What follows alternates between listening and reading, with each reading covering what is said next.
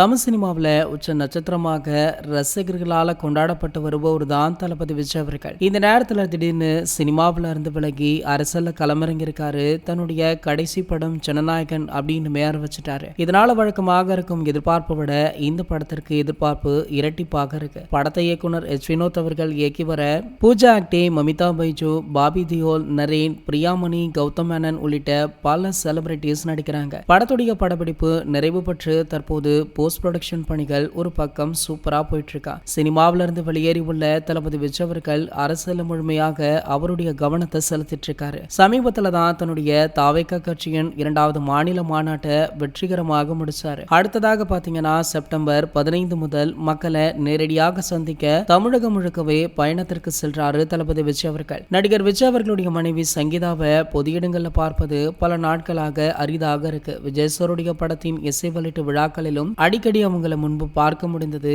ஆனா மாஸ்டர் படத்திற்கு பின்னர் சங்கீதா அவர்களை பொது வெளியில அதிகமாக பார்க்க முடியல. கடைசியாக சங்கர் அவர்களுடைய மகளின் திருமணத்துல தான் இவங்கள பார்த்தது. இதனடுத்து பாத்தீங்கன்னா தற்போது ஏர்போர்ட்ல சங்கீதா விஜய் அவர்களும் நம்ம ஜேசன் சஞ்சய் அவர்களுமே இருக்கிற புகைப்படம் ஒன்று தற்போது வழியாகி வைரலாகிட்டு இருக்கு.